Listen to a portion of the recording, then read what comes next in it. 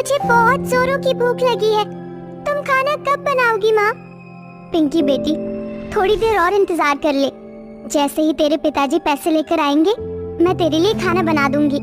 ललिता बार बार दरवाजे की ओर देख रही होती है। काफी देर होने के बाद पिंकी भूख से सो जाती है। ये परेशानी हर गरीब के घर की होती है। कभी अमीरों के आगे गिड़गिड़ाती है तो कभी कभी परिवार का पेट पालने के लिए कम पैसों में काम करता है। विनोद की जिंदगी भी ऐसी ही थी। विनोद देर रात को राशन लेकर घर आता है। विनोद, अब आया है तू। पिंकी खाना मांगते मांगते भूखे ही सो गई और बहू भी गर्भवती है। उसका ज्यादा देर तक भूखा रहना ठीक नहीं। जानता हूँ माँ, मगर आज काम ही बहुत देर से मिला था, इसलिए घर आने में देरी हो गई। विनोद हर रोज सड़क किनारे खड़ा होकर काम का इंतजार करता है। हालांकि विनोद ज्यादा पढ़ा लिखा तो नहीं था, मगर घरों की रंगाई पुताई करके ही गरीबी में अपने घर की रोजी रोटी चलाता था। अब धीरे धीरे मानसून का महीना शुरू हो जाता है और एक रोज बहुत जोर से बारिश होती है। क्या बात है ललिता बहू, तू इतनी परेशान क्यों है? माँ जी, देखिए ना, बाहर कितनी जोर से बिजली चमक रही है और बारिश भी कितनी हो रही है। ये अभी तक नहीं आए। भगवान ये जहाँ भी हो ठीक हो। विनोद भूखे प्यासे सड़क किनारे खड़ा बारिश में भीगता हुआ अभी काम का इंतजार कर रहा होता है। दिन ढलने को आ गया, मगर अभी तक एक पैसे नहीं कमाया। भगवान मेरी मदद करो। तभी अचानक एक अमीर आदमी भी विनोद के पास आता है। अरे सुन जरा, मेरे घर का आउटसाइड बाउंड्री पेंट करना है, कर देगा? जी साहब, कर दूंगा। विनोद के आगे बढ़ते ही वो अमीर आदमी उसे गाड़ी में बिठाकर घर लाता है। देख, ये पूरा एरिया पेंट होना चाहिए। मगर साहब जी, इतनी बारिश में ये ऊंची दीवार कैसे पेंट होगी? वो तू सोच, अगर तू ये पोर्शन पेंट कर देगा तो मैं तुझे 1500 रुपये दूंगा। रंगाई पुताई के काम में विनोद को पहली बार 1500 रुपये मिलता देखकर वो गरीब लालच में आकर हाँ कर देता है और ऊंचाई पर लटक कर पेंट करने लगता है। तभी तेज आंधी तूफान और बरसात से छत से बंधी रस्सी टूट जाती है और विनोद हमेशा हमेशा के लिए दुनिया से चला जाता है। विनोद के जाने के बाद गरीब सास बहू की जिंदगी में कई परेशानियां खड़ी हो जाती हैं। पता नहीं भगवान सारे दुख हम गरीबों को ही क्यों देता है। एक गरीब की जिंदगी की कोई कीमत नहीं। माँ जी, अब घर चलाने के लिए हमें कुछ करना होगा। माँ, मुझे बहुत भूख लगी है। तुम कहाँ जा रही हो? पिंकी बेटी, माँ तुम्हारे लिए खाना लेने जा रही है, ठीक है?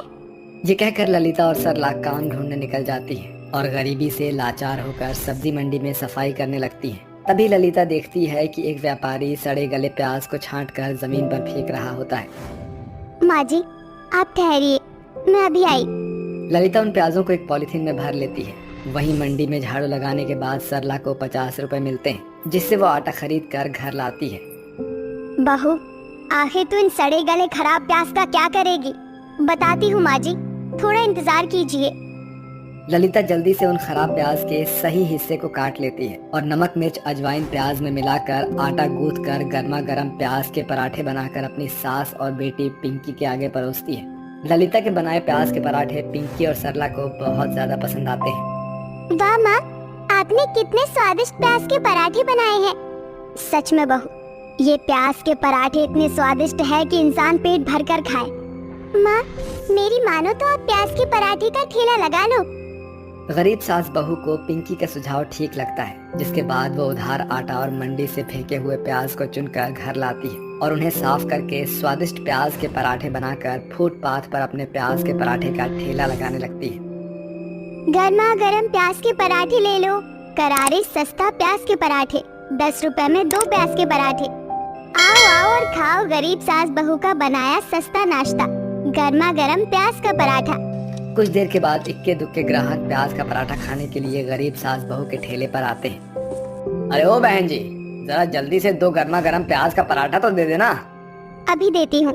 ललिता जल्दी से गर्मा गर्म प्याज के पराठे बनाकर देती है और सरला जल्दी से उसे एक प्लेट में ग्राहक को परोसती है, जिसे खाकर ग्राहक बहुत ज्यादा खुश होते हैं। वाह भाई वाह, इन प्याज के पराठों का तो कोई जवाब ही नहीं है। गरीबों के लिए कम पैसों में एकदम सस्ता नाश्ता है ये प्याज के पराठे। बहन जी, 2 प्याज के पराठे और दे दो। ये लो भाई साहब। पहले दिन दोनों गरीब सास बहू को प्याज के पराठे बेचकर 50 रुपए की कमाई होती है। माँ जी, प्याज के पराठे बेचकर बस 50 रुपए की कमाई हुई। ऐसे में हम क्या बचाएंगे और क्या खाएंगे? बहू, अभी हमारे इस प्याज पराठे व्यापार की नई शुरुआत है। धीरे धीरे ग्राहक बढ़ने लगेंगे, विश्वास रख। अगले दिन दोनों सास बहू फिर से फुटपाथ पर प्याज के पराठे का ठेला लगाती है। तभी ग्राहकों की भीड़ उनके ठेले पर जम जाती है। अरे अम्मा, जरा 2 ठो प्याज के पराठे तो खिलाना। देती हूँ बेटा। 4 प्याज के पराठे मुझे भी देना बहन जी। कुछ ही दिनों में प्याज के पराठे का जादू ग्राहकों के जुबान पर छा जाता है। मगर बारिश की वजह से सास बहू के ठेले पर प्याज के पराठे खाने वाले ग्राहक अब घटने लगते हैं। वो लगातार कई दिन तक भूखी प्यासी बारिश में प्याज के पराठे का ठेला लगाती है। माँ जी, जब से बारिश होना शुरू हुई है हमारा जमा जमाया व्यापार ठप हो गया है। कोई भी ग्राहक हम गरीब सास बहू के प्याज के पराठे खाने नहीं आ रहा। अब शायद हमें अपने प्याज के पराठे का ठेला बंद करना होगा। ये मौसम की मार हम गरीबों को जीने नहीं देती, मगर बहू हम गरीबों को तो इस सर्दी गर्मी बरसात में ही जीना होता है। हम इससे भागकर जाएंगे कहाँ? हमें इस बारिश का फायदा उठाना चाहिए। अगर हम इस बारिश में प्याज के पराठे के साथ चाय भी रखें तो ग्राहक खींचे चले आएंगे और कुछ दिनों के लिए हम अपने प्याज के पराठे की कीमत कम कर देते हैं। दोनों सास बहू एक बड़ी सी तिरपाल को ठेले के किनारे फुटपाथ के पेड़ से बांध देती है। अब सड़क से गुजरने वाले लोग उन गरीब सास बहू के ठेले पर रुककर चाय पीने लगते हैं और साथ ही प्याज के पराठे भी खाते हैं। महंग, देख कितनी जोर से बारिश हो रही है, चल वहाँ चलते हैं। हाँ यार, चल बारिश रुकने तक यहीं चलते हैं। कहिए साहब जी, क्या दूं? 2 चाय ले आइए प्लीज। रोहित, देखना पराठे की बहुत अच्छी खुशबू आ रही है। मुझे तो भूख लग गई है। आंटी, ये पराठे भी लेते आना।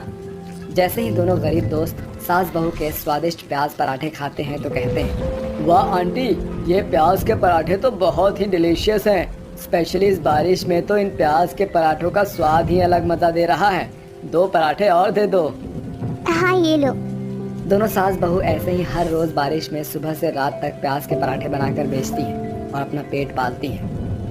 बहू, तू सारा दिन प्याज के पराठे बनाने में ही लगी रहती है। तू अपना भी ख्याल रखा कर, पहले थोड़ा खा लिया कर। तू गर्भवती है, ऐसी हालत में तेरा ज्यादा देर तक भूखा रहना ठीक बात नहीं।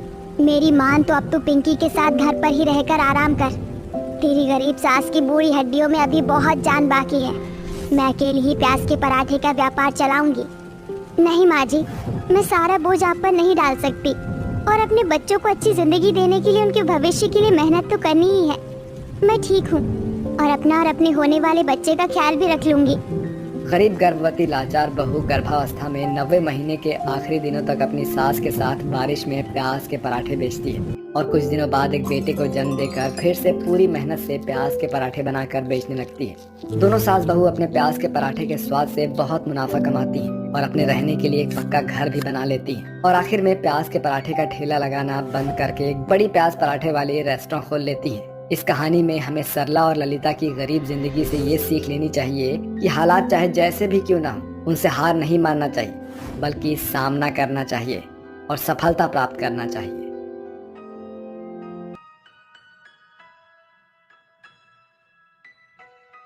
प्रिय दर्शकों, हमें पूरी उम्मीद है कि आपको आज की कहानी बहुत पसंद आई होगी।